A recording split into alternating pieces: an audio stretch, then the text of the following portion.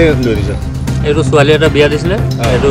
তাৰ ঘৰ বাপেকে আহি বস্তুকেইটা লৈ গৈছে তাৰ ছোৱালী ঘৰ তাৰপৰা উচ্ছেদ হ'ব যে এইকাৰণে হয় চাৰ্ভে হা কি বস্তু আছে এই চুকেছ টুকেছ আছে এইবিলাক কিমান মানুহে লৈ গৈছে এনেকৈ এইটো প্ৰথম নি আছোঁ মই এনেই বেলেগ মানুহে নিছে নি আছে কিমান মানুহ নিছে কিমান মানুহ নিছে এতিয়া ক'ব নোৱাৰো ন এইটো অঁ ক'ত ঘৰ আছিলে বিদ্যাপুৰ অঁ এনে উচ্ছেদৰ কথা তুমি গম পাইছা নাই গম পাইছোঁ তোমালোকৰ ঘৰ ইয়াতে আছে নেকি ইয়াত না আমাৰ ঘৰত নাজানো আমিতো ভাড়াতে আহিছোঁ অঁ ভাড়াত উচ্ছেদৰ কাৰণে গুচি গৈছে অঁ গুচি গৈছে ভালকৈ কোৱা উচ্ছেদৰ কাৰণে গুচি গৈছে এতিয়া অঁ এতিয়া ইহঁতৰ অৰিজিনেল কলটো ইয়াতে আছিলে বাৰু বৰ্তমান হয় এতিয়া যোনটো বাপেক আছে হয় বাপেকে আহি মালবিলাক যোনবিলাক দিছিলে বিয়াৰ সময়ত অঁ এইবিলাক বস্তু নি আছে ঘৰৰ চব বস্তু লৈ গৈছে ঘৰৰ চব বস্তু নিয়া নাই যোনটো এইবিলাক বস্তু লৈ গৈছে অকল চুকেছ অঁ এনেই ঘৰটো তাতে আছে হয় চুকেছবিলাক লৈ গৈছে উচ্ছেদৰ ভয়ত হে কেলে নিছে কেলে নিছে এতিয়া চবে যাবলৈ কৈ আছে কাৰণে গৈ আছে চবে লুড হৈ আছে ক'ত লুড হৈ আছে এইটো বৰ্তমান লুড হৈ আছে তাতে লুড হৈ আছে এতিয়া ক'ত যায় ক'ত যায় ক'ব নোৱাৰো কোন জেগাত বেছিকৈ লুড হৈ আছে এতিয়া এতিয়াতো বৰ্তমান বিদ্যাপুৰতে লুড আছে হয় তাৰপিছত মানুহবোৰ ঘৰ চাই ভাঙি দিছে মানে না ঘৰ চৰ ভাঙা নাই একো হয় মানে বস্তু বাহিনী যিবিলাক এইবিলাক খালী কৰি ৰাখি আছে নিজে দেখিছে আজি স্বচক্ষে দেখিছে যে মাননীয় মুখ্যমন্ত্ৰী মহোদয়ে ৰেংমা দৈয়াং সংৰক্ষিত বনাঞ্চলত উচ্ছেদ কৰাৰ প্ৰক্ৰিয়া উচ্ছেদ অভিযান ঘোষণা কৰাৰ লগে লগে তাৰ সমান্তৰালভাৱে ইয়াৰ প্ৰক্ৰিয়া আৰম্ভ কৰাৰ লগে লগে অবৈধ বেদখলকাৰীসকলে দিনে নিশাই কিদৰে আচলতে গাড়ীৰ পৰা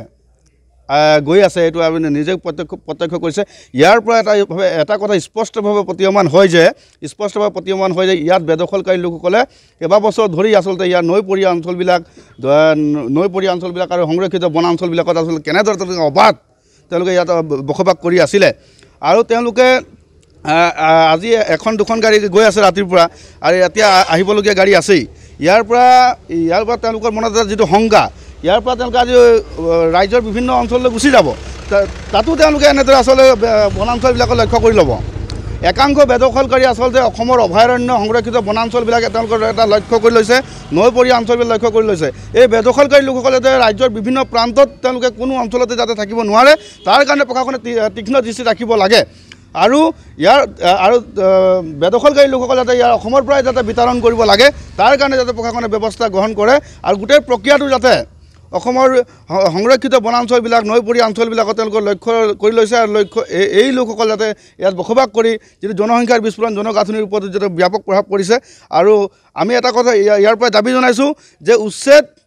কৰিবলৈ যাওঁতে এঘৰো যাতে বেদখলকাৰী যাতে বাছি নাযায় তাৰ কাৰণে প্ৰশাসনে যাতে দৃষ্টি নিক্ষেপ ৰাখে আজি আমি ৰাতিপুৱা পুৱাৰ ভাগত দেখিবলৈ পাইছোঁ যে অসম নাগালেণ্ড সীমান্ত উৰিয়ামঘাট অঞ্চলৰ পৰা অবৈধভাৱে বসবাস কৰি থকা বাংলাদেশীসকলে ইতিমধ্যে টালি টোপোনা বান্ধি তেখেতলোকে ঢিং মৈৰাবাৰী অঞ্চললৈ ৰাওনা হৈছে আৰু তাৎপৰ্যৰ বিষয়টো হৈছে যে আমি অসমৰ মাননীয় মুখ্যমন্ত্ৰী ডক্টৰ হিমন্ত বিশ্ব শৰ্মা ডাঙৰীয়াক এটা কথা আমি আহ্বান জনাব বিচাৰিছোঁ তেখেতে অবৈধ বাংলাদেশীসকলে অকল ঢিং বটৰডোবা অঞ্চললৈ গৈ তেখেতলোকে পুনৰ বেদখল কৰিব অসমৰ ভূমিসমূহ সেয়েহে আমি অসমৰ মাননীয় মুখ্যমন্ত্ৰীক অনুৰোধ জনাব বিচাৰিছোঁ তেখেতসকলক এই যিসকল ইয়াৰ পৰা তেখেতলোকে ৰাওনা হৈছে ঢিং বটৰডোবালৈ তেখেতসকলক চিৰদিনৰ বাবে বাংলাদেশলৈ আমি প্ৰেৰণ কৰিবৰ বাবে অসমৰ মাননীয় মুখ্যমন্ত্ৰী ডক্টৰ হিমন্ত বিশ্ব শৰ্মাক অনুৰোধ জনাইছোঁ মই আজি কিছু সময় পূৰ্বে এটা ফেচবুকত প্ৰতিক্ৰিয়া জনাইছোঁ আমাৰ ধনশিৰি মহকুমা সৰুপথাৰ সমজিলা সকলো ৰাইজক সজাগ হৈ থাকিবৰ বাবে এটা আহ্বান জনাইছোঁ যিহেতু উৰিয়ামঘাট সীমান্তৰ পৰা বাংলাদেশী মিয়া মুছলমানসকল ওলাই আহিছে সেই ওলাই অহা মিয়া মুছলমানসকলক সৰুপথাৰ অঞ্চল বৰপথাৰ অঞ্চল আৰু উৰিয়ামঘাট অথবা নাওজান চুঙাজান অঞ্চলৰ বিভিন্ন তেওঁলোকে ভাড়া ৰুমত আশ্ৰয় ল'ব পাৰে বিভিন্ন